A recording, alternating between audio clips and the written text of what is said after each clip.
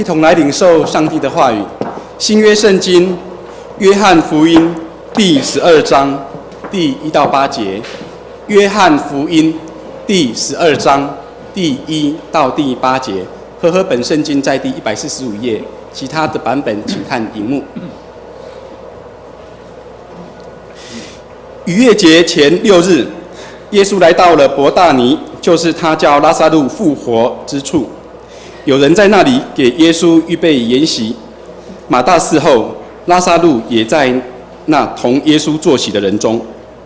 玛利亚就拿着一斤极贵的真拿达香膏，抹在耶稣的脚，又用自己的头擦，屋里就满了香气。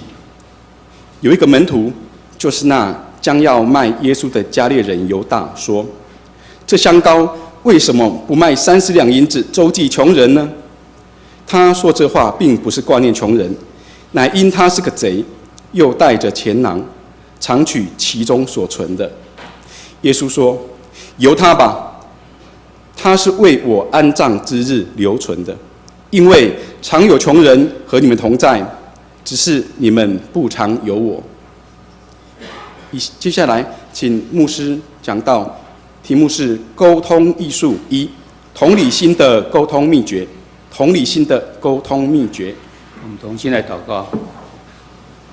慈悲的阿爸父神，我们感谢你带领我们平安经过一个礼拜，也感谢在主日的时候，我们就有这个福气要来敬拜你。我们也感谢教会在推动灵命操练中间，我们今年的第2个灵命操练，乃是盼望在人与人之间的沟通中，我们能够更合神的心意。我们盼望我们在有良好的沟通，我们在传福音也才会有果效。求主你帮助我们在这4个礼拜中间的灵命操练，能够真的成为我们的帮助，让我们在与人之间的来往的关系能够更好。主你看顾我们今天的敬拜，赏赐我们每个人有谦卑敬虔顺服的心，要来领受你的话语，开我们的心眼，赏赐我们的属灵的智慧，让我们能够明白。我们这样祷告奉告主耶稣基督的名求，阿们。大家平安。好，我们今天开始有4个礼拜，我们要灵命操练是有关沟通艺术。我们大家会觉得说，沟通艺术跟灵命有没有什么关系？当然有很大的关系，因为我们要去传扬福音，我们盼望就是人跟人的关系。而且我们常常讲说，十字架上主耶稣在中间，他上对下就是我们跟人神的关系，左右两边就是人与人的关系。透过主耶稣之后，我们要建立良好的关系。这个关系包括人跟神，以人跟人，而人跟人之间的就最需要的就是透过沟通。沟通到底是什么呢？沟通它原来是就是一个听跟回应。你如何回应，就是讲，然后你就听，然后再回应，再听，再回应。所以这中间呢，它其实这个过程呢，包含的至少这边所讲的这个6个过程。第一个就是你想要跟人家讲的时候，你到底要讲什么？你有一个意念产生的，然后你就选择用怎样子的媒介来表达。有可能你会用写信的，现在人大家都用简讯，或是用手机。也有个人就直接用电话，有人说 email。不管你是用哪个，有人甚至是很多种方式，你都可以将你想要表达你的意念呢，能够告诉别人，然后让对方能够接受到。不管是透过看信、看 mail 或者 Skype 什么都好，他已经接收到之后，那接收到的人呢，开始他就要回应了。他所接收到的在里面的思想里面，他开始产生的，他要这样子去回应。他开始要选择的另外一个用什么媒介？你用 email， 我大概用 email 回去；你用电话就直接在这电话里面讲说，或者是等于让我想想看，我再回答你。你可能就改成是用 email 告诉他。不管你是用怎样，你当你的接收到之后，你在里面有这个意念的产生之后，你想要回应他，你选择了某一种媒介来去回应他。然后跟他回给他之后，对方又听到之后，又开始又反复的这个过程，中间的过程就一直在反复着，这就是所谓的沟通。既然我们觉得很简单，平常我们不会想这么多，就是沟通就是讲话嘛，或是有把信息告诉他，他告诉我，然后就是这样而已。但其实你仔细想想，有这么多中间呢，会不会有问题呢？当然有很多的问题存在。例如说，你表达能力不太足的，一件事情很单纯，用几句话就可以讲得很清楚。但是你常常听到有人讲说，就是这样啊，就是怎样那样怎样哪样，都从来没有讲出是什么。那你怎么能够听清楚呢？所以表达能力的不足，或是有人是聆听的能力呢还不够，他没有办法举一反三，或是说人家讲10，他只能够理解到3等等，是这样，或者是媒介非常的不恰当，应该面对面谈比较有诚意的时候，他偏偏是用一种非常冷淡的方式、非常淡定的方式去处理的话，你就没有办法感受到他的诚意。也有像这样子的问题，或是有人他讲的时候呢，他要把情绪影响到他，是刚好有别的事情的情绪影响到他，所以他讲出来的口气完全不一样，这也会影响到。或是有时候他们在表达一件事情的时候，把没有关联的事情也同时表达进来了，或是把一件事情本来应该只讲事情而已，他也把他的感觉、他的想法也一并通通摆进来了。这是我们所听到的是部分的。甚至更严重的是，我们通常都会选择性的来听我们想要听的，人家讲了10项，结果我们只听到了2、3项，因为这2、3项是我希望听的，其他我根本不想要听，所以我们就没有去听了。像最近我们发生一件事情，我们明明就已经有好几个人在场，我们就告诉他这件事情呢，原来是怎么样，然后我们注意听着那个应该要听的人，他没有在注意听的样子。所以我们又重复又讲了一次，那就应该有这么多人在场，所以表示我们已经讲了。但是现在反应回来是说，他根本我们就没讲，是没听到还是没讲？他自己没有听到，他就当成是没讲，甚至还用上帝的话语来告诉我们说，耶稣不是说是就是，不是就不是吗？自己没听到，是沟通过程中间的一些缺失在，没有错。但是呢，自己又不承认，又还指责别人说我们没讲，这让我们觉得非常的纳闷，非常的奇怪。当场有很多人就告诉我有听到他讲，我有听到，甚至牧师也讲说，我作证他有讲，但是他仍然会这样讲，表示说这个沟通中间常常有很多的问题存在。问题刚才讲这么多，很多很重要的一点是我们常常会选择性的去听，选择性去讲，所以我们没有办法达到很好的沟通。要如何能够达到很好的沟通呢？其实同理心是一个很好的方法。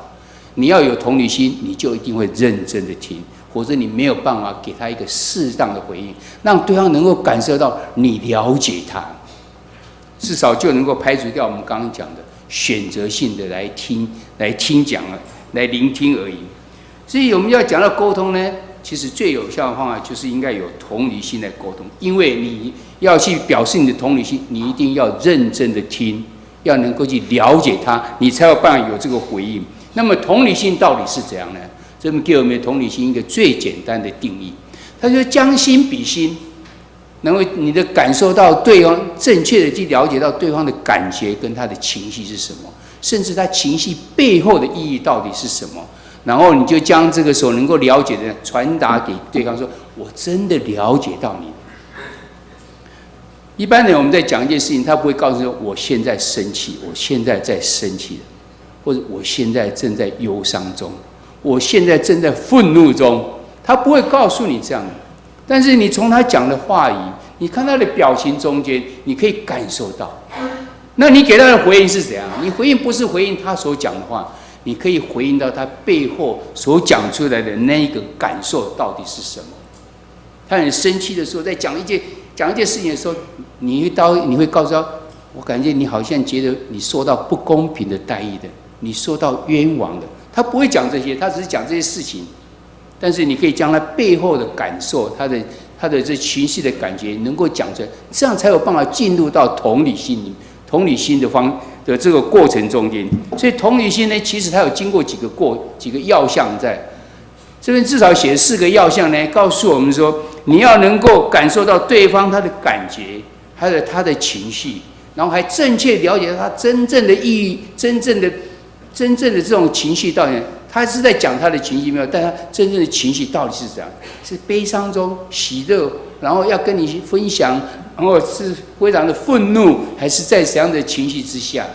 然后他背后更深的那一个意义到底是什么？然后你才有办法将你所领受到的感受，能够来告诉对方。例如说，假如你先生他加班，他回家的时候，他觉得看起来就是很累，然后他就说：“哇，最近加班非常的累，我觉得非常的沉重，身体好像很虚弱的样子。”要是听到的是太太的话，他应该是怎么去告诉他呢？他有可能会讲说：“是啊，我看你最近好像觉得你很累的样子，你愿意不愿意再分享一些，让我们能够更来分担你一些，或是能够来更了解你？”那我相信这样呢，他先生就很愿意继续再讲下去。要是没有另外一半，他回答说：“你只会说累，那为什么你回来都没有在休息，一天到还在打电脑，还在看电视，还很晚都不睡？当然会累啊！你觉得这样的话，那位先生他会继续再讲下去吗？”我想他就终止，不再继续讲，因为已经没有办法沟通了，对方没有办法领受到他情绪上的这种感觉，他就没有办法继续下去。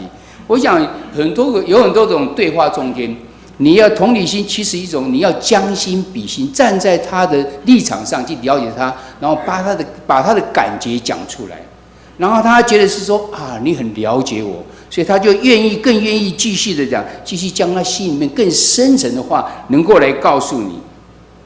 而不是听的人就开始批评说你就是因为怎样，所以会这样，所以会怎样，所以会怎样，就开始批评跟论断跟指责就出来。那当然沟通就没有办法继续，没有一个人喜欢说你讲话就被人家一天到晚就是用你的话语来继续来往下延伸，再骂你，来指责你。你喜欢的当然是那个人了解我，所以我可以将我的一些苦，我的一些感受，一些情绪上的受伤等等，能够来告诉对方。所以要能够达成这样的同体性呢，其实有一个最高的指导的原则，就在我们的雅各书里面所讲的。雅各书1章第19节的后半段告诉我们说：你们个人要快快的听，慢慢的说，慢慢的动怒。所以我们盼望在4个礼拜中间呢，我们用这圣经所告诉我们的来讲这。下礼拜我们就讲快快的听，然后是慢慢的说，跟慢慢的动怒。今天我们要讲是用同理心来当作我们基础，不管你要是快快的听，慢慢的说，慢慢的动怒，都有同理心为基础来做的话，因为你要将心比心。我们也盼望有这样子良好的沟通之后，来看出说我们的行为来见证说，我们已经成为那一个新造的人。我不再是一个老我了。因为老我是这样，老我是一个容易犯罪的人，老我是一个非常自私的我，老我是只顾我们自己的。但是我们成为一个新造人之后，主耶稣告诉我们，他来不是要受人服侍，他乃是要服侍人的。以弗所书2章第10节告诉我们，我们是在耶稣基督里面被造的，是为了要行善。神愿意我们同工，跟我们同工，要借着我们去行善，去关心别人，这样子来跟神一起来同工。所以我们盼望我们能够要跟别人之间有能够做出能够行善的话，你当然有一个良好的沟通，你才有办法能够让人家感受到。所以借着我们有良好的沟通，我们可以让人家感受到我们已经成为一个新造的人。那今天的经文里面呢，简单的讲几件事情，出现了三个人物。第一个人物当然是耶稣，然后还有是玛利亚，还有他的门徒。今天的经节里面告诉我们说，这是在逾越节的前6日。那再加上前面的经节，我们看就知道，这个逾越节是讲耶稣他要被定的那个，他定的时候的第2天，那个礼拜5，就是当年的逾越节。因为逾越节是跟着犹太历在走的，所以它不一定是在礼拜几。安息日当然就是在我们现在所谓的礼拜6，但是逾越节呢是跟着月历在走的。刚好耶稣被钉十字架的那一个逾越节呢是在那礼拜5的时候，所以耶稣被钉的时候，他们急着要将这被钉十字架的人能够把他埋葬起来，因为接下来就是进入逾越节了，或者是安息日了，他们就不能，也就是安息日，所以他不能去动这些，不能做很多的事情。所以知道这件事情的发生呢，是在耶稣要被钉十字架前的5日。耶稣自己知道，在哪一天的时候，他会并钉十字架，会背负众百姓的这些罪。我相信耶稣，他虽然是100%的人，100%的神，他也会感受到在受难的时候、鞭打的时候肉体的痛，但这肉体的痛对他来讲，大概是可以忍受的。最使他觉得沉重的东西，乃是他要承担的世界上所有人的罪，甚至这中间有一段时间是父神要离弃了他。所以在十字架上，耶稣讲的话里面有一句是非常让人家觉得很伤痛性。他说：“父神，你为何离弃我？三位一体的神从来没有离开过，只有这段时间，父神离开了他，让他独自下到阴间里面去。”然后战胜了阴间以后，又复活起来。主耶稣他要承担这些世人的罪的时候，他会非常的忧伤。所以他在科西玛尼园里面的祷告里面，他向父神来像这边好像在 argue 一样。若是能的话，将这个苦悲移走。所以有时候我愿意照神你的旨意来走。所以主耶稣要进入到最后一周的时候，他其实是怀着非常忧伤的心来的。然后我们就看到有人，他到那个地方的时候，有人就为他办了宴席，然后马大，耶稣所喜爱的那个家庭有马大、有拉撒路、有玛利亚，他们也坐在其中。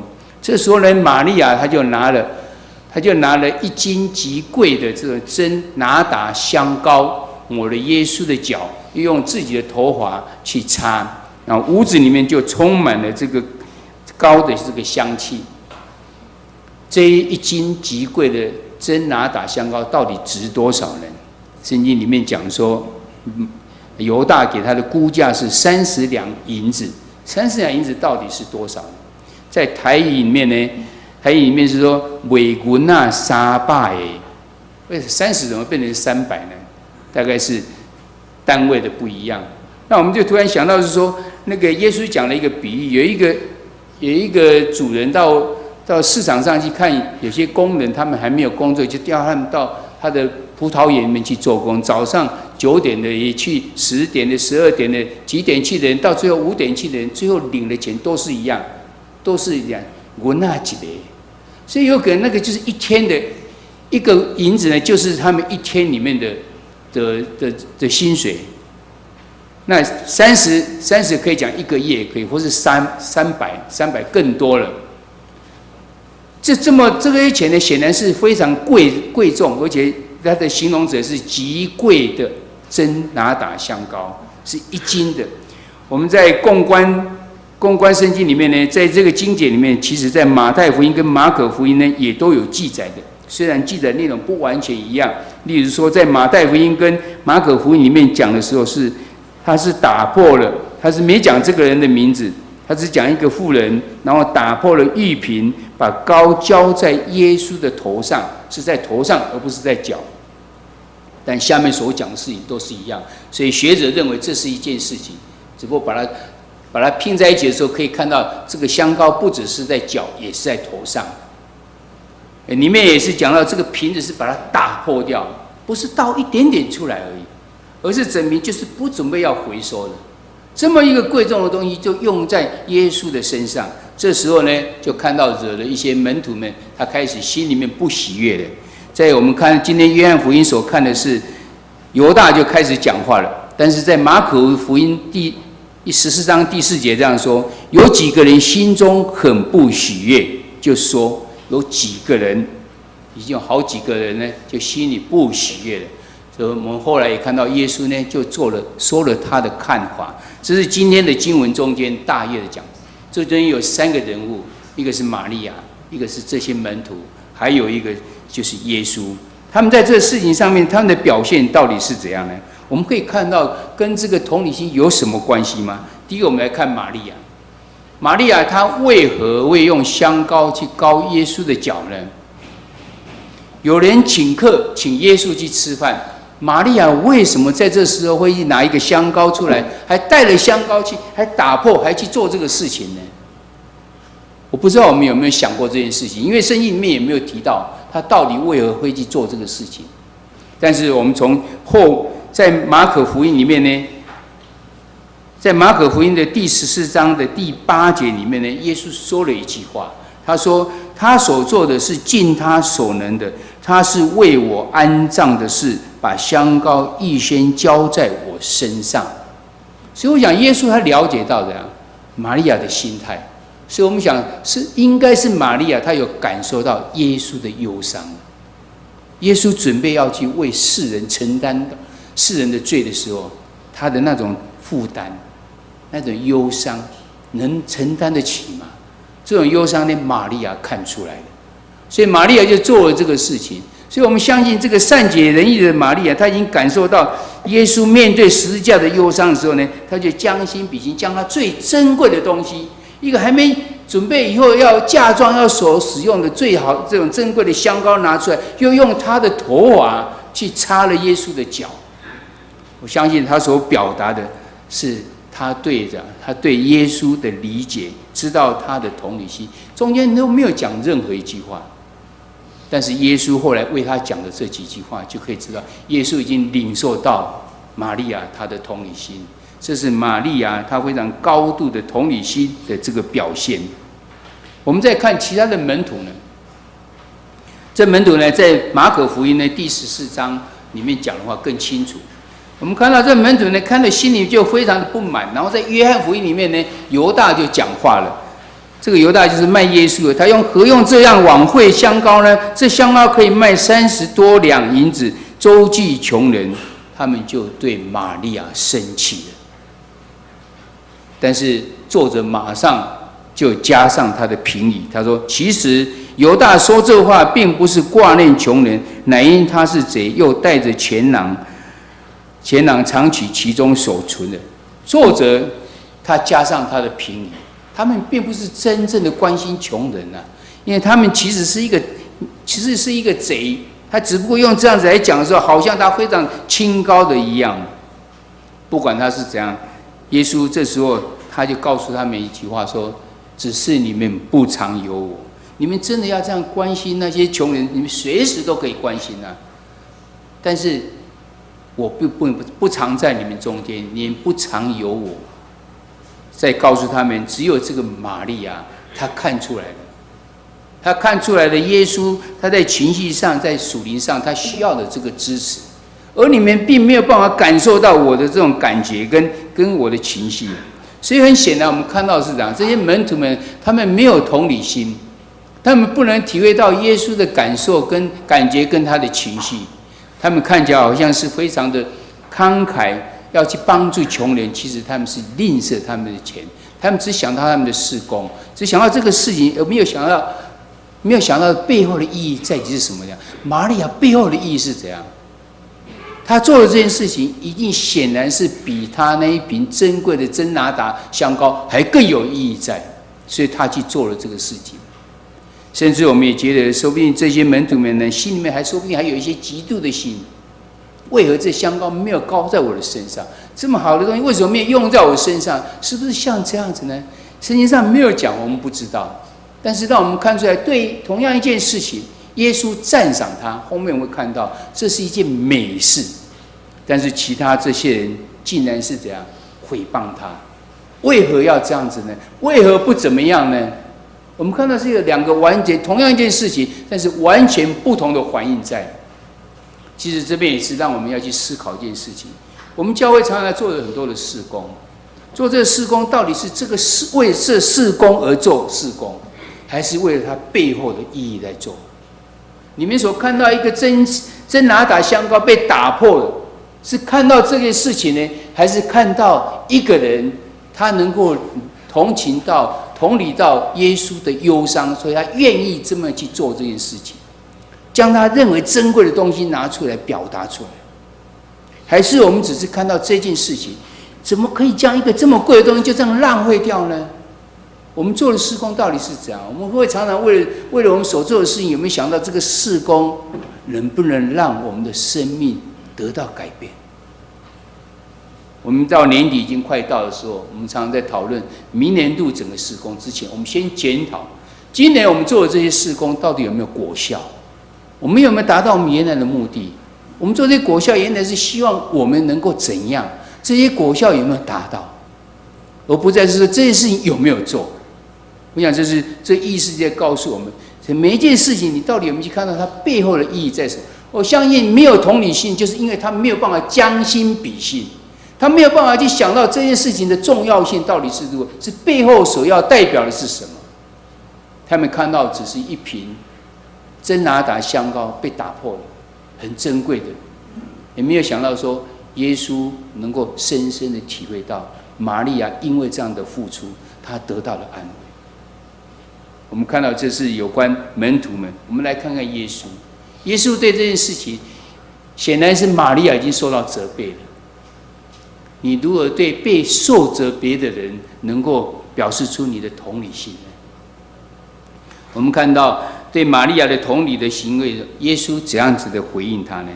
他并没有拒绝，也没有拒绝玛利亚用高在他的脚上，或是马太、马可是高在他的头上。我相信两者都有，因为一斤是蛮多的，高在头上跟这是他们的风俗习惯，尊崇君王要被高立为君王的时候，就是要用先知用油膏在他的头上，是尊崇他的意思。耶稣接受了玛利亚在他的脚里面，在用他的香膏抹他的脚，也接受他用他的头发来擦他的脚。所以其实是告诉我们怎样接受别人善意的帮助呢？就是一种同理心的回馈跟支持。表示我也没有讲任何话，我能够默默的接受，我已经领受到你在无言中给我的一个同理，给我的一个安慰，来代表说你对我的了解。这是第一个我们看到的，就是对玛利亚的。第二个呢，对这些不满的这些门徒在生气在批判的时候呢，耶稣说话了，他说由他吧，为什么为难他呢？他在我身上做的是一件美事，这记载在马可福音第14章的第6节。耶稣说：“由他吧，为什么难为他呢？他在我身上做的是一件美事。”耶稣说是美事，表示这是一个非常好的事情，不是不好的事。你们怎么会把它看成是不好的呢？原来是有没有同理心，或是你的角度上的不同。这时候呢，耶稣他公开的为玛利亚澄清、解释跟称赞，也表达了对他的支持。耶稣对受人家责难的玛利亚，也高度的表示他的同理心，来回应了玛利亚。不止这样，耶稣又继续讲说，他所做的是尽他所能的，他是为我安葬的事，把香膏预先浇在我身上。马可福音14章的第8节所讲。耶稣将他真正玛利亚心里面的话讲出来了，这是何等高度的同理心才有办法。同理心就是将心比心，将对方他的感受、他的情绪，你能够正确的表达出来，对方就知道说你是了解我的，你是了解我的，所以我就更愿意来将我一些事情能够再跟你分享，继续的谈下来。你所有的劝告，你所有的指正才会发生功效，否则就终止了，根本没有办法继续往下讲了。耶稣告诉这些门徒们，其实玛利亚所做的就是一个非常美的事情，她在为我预备。我们看是耶稣表达了玛利亚同理心对这同理行动的了解，这也是同理心的表达。最后，耶稣又对玛利亚给予最极高的评价。你下集所讲的这句话，在马可福音第14章第9节所说的：“我实在告诉你们，普天之下，无论在什么地方传这福音，也要述说这女人所做的，以为纪念。”没有错，2000年后，我们现在也在讲这件事情。在2000年后，看同样一本圣经的，也同样要讲这件事情。普天之下，无论在什么地方传这福音的时候，也要在诉说这女人所做的，以为纪念，因为她对主耶稣表达了高度的同情。主耶稣没有讲出来，我在忧伤中没有，还没有讲出来我所需要的是什么，但我们能够去感受到吗？玛利亚被责难之后，她也没讲出什么东西，但是耶稣他替他用他的同理，他了解到玛利亚他为何这么做，所以他替他讲话，像那些门徒们讲的这些话，我们看到的是耶稣对同理心他的这种赞赏表达的淋漓尽致。所以我们要来看说，当我们需要沟通的时候，我们需要用同理心来沟通。我们不知道有没有去学习到同理心的这种沟通吗？我相信我们也需要有很多的操练，一次不成，2次、3次，讲完之后好像我刚刚讲的好像不太对，我是不是应该怎么讲？或是要讲之前，我是不是先摆在我的心里面？例如说，假定我们是夫妻，都在上班的时候，我们习惯就是在家里面就是太太在准备家事，太太有些说我也在上班啊，为什么只有我在准备家事呢？他还是拿出来讲，我们同样都在上班，是不是也可以一起来分担家事？先生从来没想过的话啊，对了，非常的抱歉，我一直没有想过这样，也感谢你告诉我，我愿意来一起分享。或是有人说，没有，家事就是你们女人的事啊，你要自己本来就应该做啊。你可以感受到这是完全不一样的一种说辞在。或是我们现在，我相信夫妻。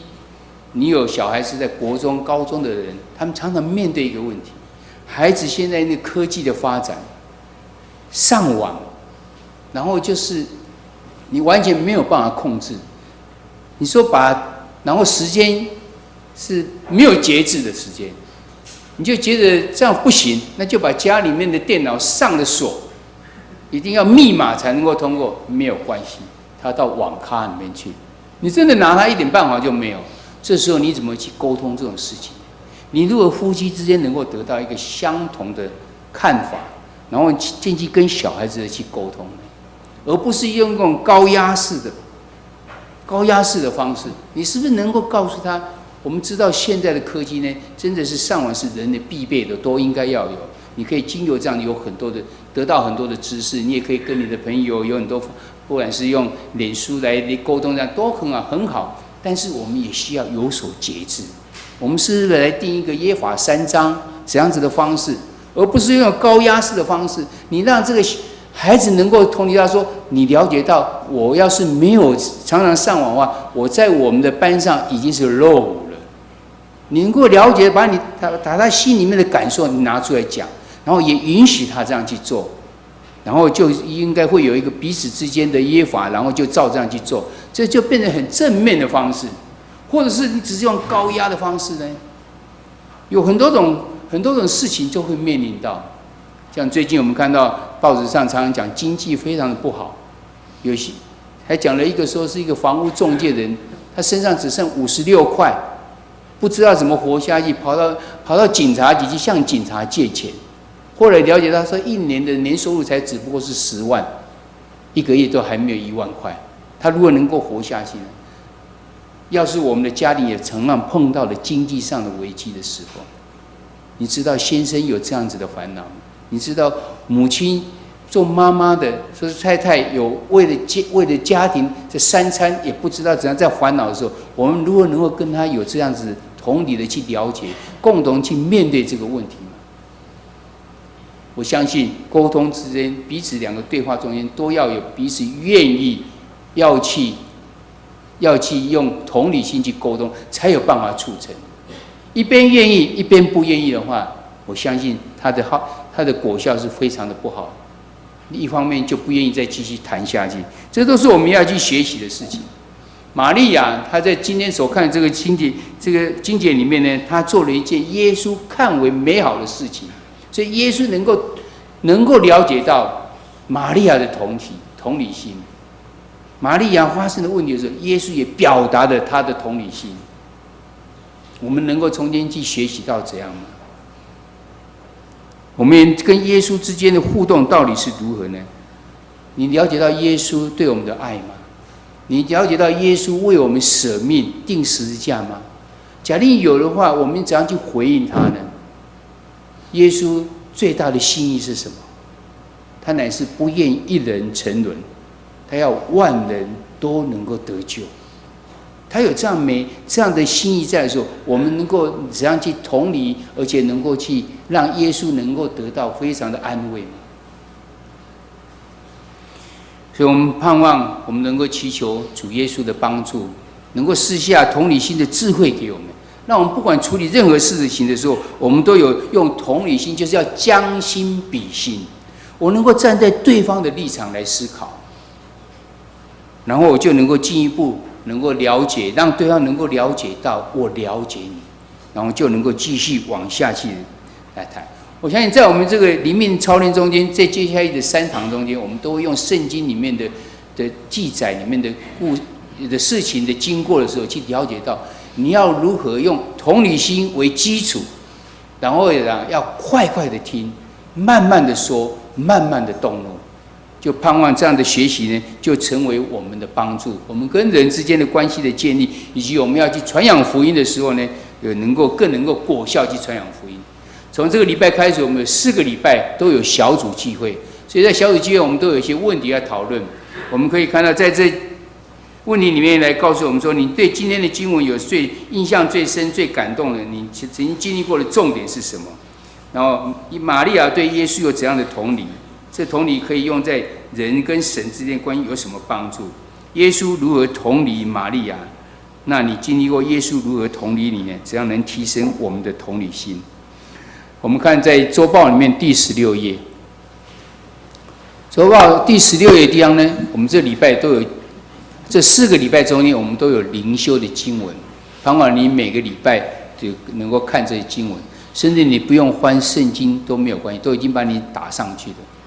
明天是看路加福音第2章48节到51节，还有要我们默想的，比如说默想说耶稣回答母亲的话有同理心吗？耶稣如何显出他的同理？盼望我们都经过这些圣经节，一天一段一段这样看的时候，我们渐渐的进入到如何去学习到跟耶稣的同理，我们就渐渐在我们的本能之中，我们就盼望跟人的沟通呢，都是用同理心为基础来进行沟通。我相信这样的话，在我们的灵命操练中间，就能够成为我们的帮助。愿神祝福在我们每个人身上。我们同心来祷告。慈悲的阿爸父神，我们感谢你，让我们教会从这个礼拜开始有灵命的操练。我们要来学习沟通艺术，要从主耶稣的身上我们来学习，因为主耶稣就是我们最好的模范。今天我们所看到的是玛利亚跟耶稣之间，他们彼此之间的同理心的对待，让我们学习到我们如何能够将心比心，来了解到我们要沟通的对方，他真正的感受，他真正的情绪，他最根本的情绪到底是什么？